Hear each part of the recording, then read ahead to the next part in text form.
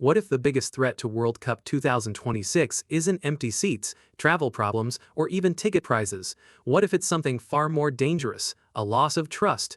One day, before the largest World Cup in history, FIFA is facing a problem money can't solve. Across TikTok, X, Instagram, and YouTube, millions of fans are telling the same story.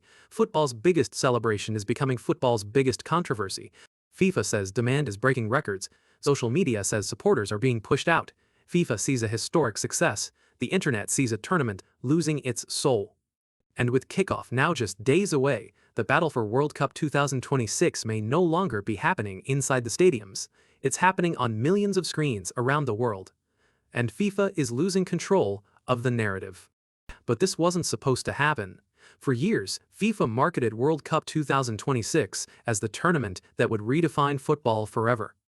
48 teams, 104 matches, 3 host nations, more cities, more fans, more revenue, and more global attention than any World Cup before it. America would provide the scale, Canada would provide growth, Mexico would provide atmosphere. Together, they would host the largest sporting event in modern history. The numbers seemed impossible to argue with: record sponsorship deals, record broadcasting contracts, record commercial opportunities. FIFA executives repeatedly described the tournament as a landmark moment, not just for football, but for global sport itself. The vision was clear. Bigger meant better. More meant stronger. Expansion meant success. But there was one assumption hiding underneath all those projections: that football fans would embrace the vision as enthusiastically as FIFA did. And as the countdown approached single digits, that assumption began to crack. And then the conversation changed. Previous World Cups were largely defined by television coverage and newspaper headlines. World Cup 2026 is being shaped by algorithms. Every supporter now has a camera. Every fan has a platform. Every frustration can become content. What began as isolated complaints quickly transformed into something much larger. Ticket frustrations, accommodation costs, travel concerns, confusing booking experiences, long waits, unexpected fees. None of these issues alone could threaten a World Cup. Together, however, they created something FIFA struggled to control: a narrative. Thousands of fans from different countries started sharing similar experiences, different languages, different backgrounds, different political views, yet many were arriving at remarkably similar conclusions. The tournament felt increasingly expensive, increasingly complicated, increasingly distant from ordinary supporters. Social media didn't invent those frustrations. It amplified them, and amplification is powerful. A complaint that once reached 10 friends can now reach 10 million people before breakfast. And this is where FIFA's biggest problem began. Football fans are used to discussing tactics, players, and rivalries before a major tournament. But in the months leading up to World Cup 2026, a different topic repeatedly dominated online discussions. Money, ticket prices became a recurring source of frustration, travel costs continued rising, accommodation expenses added another layer of concern. For many supporters, attending the tournament began to feel less like a football pilgrimage and more like a luxury purchase. Critics argued that football's biggest event was becoming increasingly inaccessible to the very communities that built the sport. FIFA responded by highlighting extraordinary demand. Millions of ticket applications appeared to support their position, but demand alone didn't stop the criticism. In fact, it sometimes intensified it. Many supporters felt the tournament was evolving into a product designed primarily for corporations, premium customers, and high-spending tourists. Whether that perception was completely fair became almost irrelevant. Because perception was becoming reality, the discussion was no longer about individual ticket prices, it was about what those prices represented. To many fans, they symbolized a growing distance between football's governing institutions and football supporters. But then, the story became even more complicated. Not every viral claim surrounding World Cup 2026 was true. Some stories spread faster than evidence could catch up. Rumors about mass fan cancellations, predictions of empty stadiums, claims that matches could be relocated, allegations of widespread travel restrictions. Many generated enormous engagement before anyone verified them. This created a second challenge for FIFA. The organization wasn't only fighting criticism, it was fighting confusion. Every exaggerated claim allowed FIFA to dismiss broader criticism as misinformation. Every verified complaint strengthened public distrust. The result was a strange information war where both sides found evidence supporting their position. Social media rewarded emotional content. Traditional institutions emphasized official data, and fans were left trying to determine which version of reality deserved their trust. In many ways, the battle over World Cup 2026 stopped being a football story. It became a credibility story. And that's what makes this so dangerous. Major tournaments don't survive on ticket sales alone.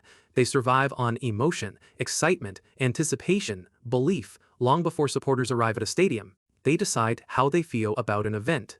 If fans are optimistic, small problems are forgiven. If fans are cynical, small problems become proof of failure. That's why online sentiment matters. It shapes expectations. It influences narratives. It determines how millions of people interpret what they see.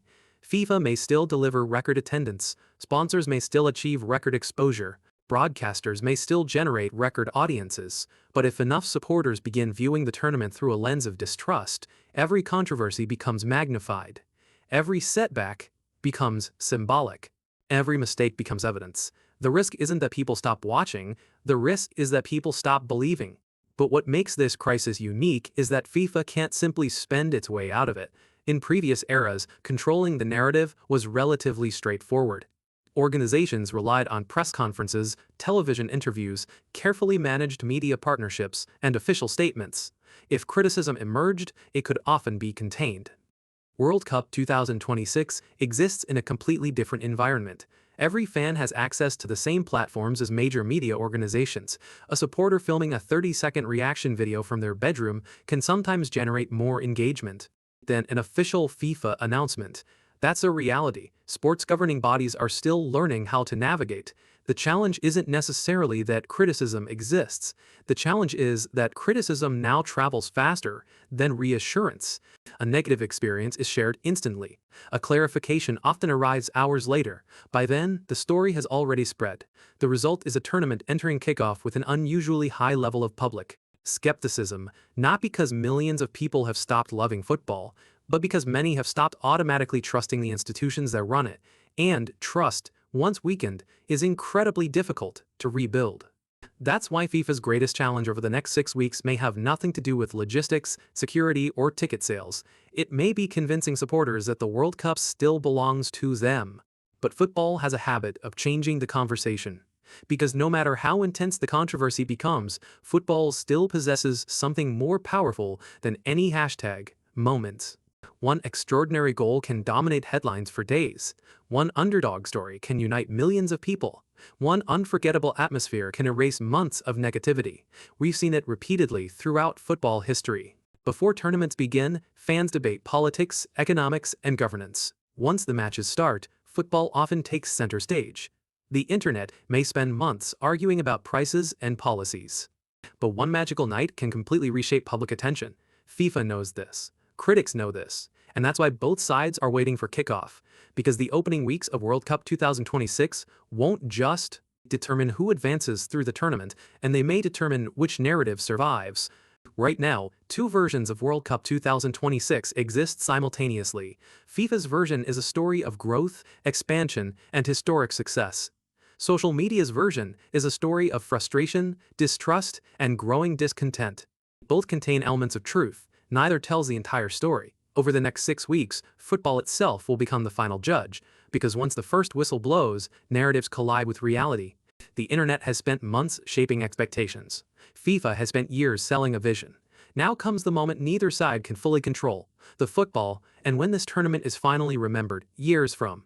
Now, people won't remember every argument, every rumor, or every viral post. They'll remember what happened on the pitch. The question is whether that will be enough to save the story. FIFA wants the world to tell